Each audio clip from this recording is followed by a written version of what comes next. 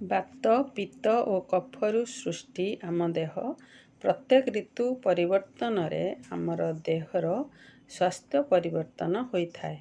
ଏବେ ଯେଉଁଭଳି ଭାବେ ଥଣ୍ଡା କାଶ ଜ୍ୱର ଲାଗି ରହୁଛି ତାହା ଅସାଧ୍ୟ ଅଟେ।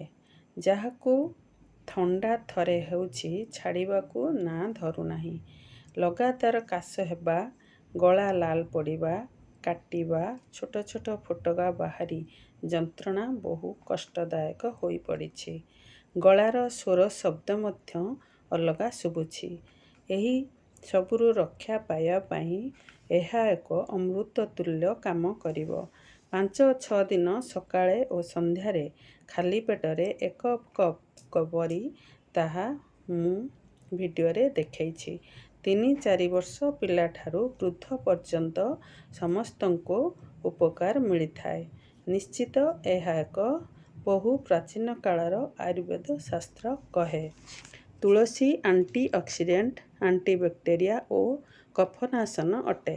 ବାସଙ୍ଗ ଅନେକ ପ୍ରକାର ଏନଜାଇମ୍ ଇମ୍ୟୁନିଟି ବଢ଼ାଏ ଓ ପିତ୍ତନାଶନ ଅଟେ। ଗଙ୍ଗଶିଉଳି ଆଣ୍ଟିବାୟୋଟିକ୍ ଭାବେ କାମ କରେ ଓ ବାତନାଶନ ଅଟେ। ଏହାକୁ ଏହିପରି ଭାବେ ସିଝେଇ ତାକୁ ଟିକେ ମହୁ ପକାଇ ବା 1 ଚାମଚ ମହୁ ପକାଇ ତାକୁ ପିଇପାରିବେ। ସମସ୍ତେ ସକାଳେ ଓ ସନ୍ଧ୍ୟାରେ ଖାଲି ପେଟରେ ଏହିପରି ଅନୁପାନ କରି ପିଇଲେ ନିଶ୍ଚିତ ଭାବେ ଆପଣମାନେ ସମସ୍ତେ ଉପକାର ପାଇପାରିବେ।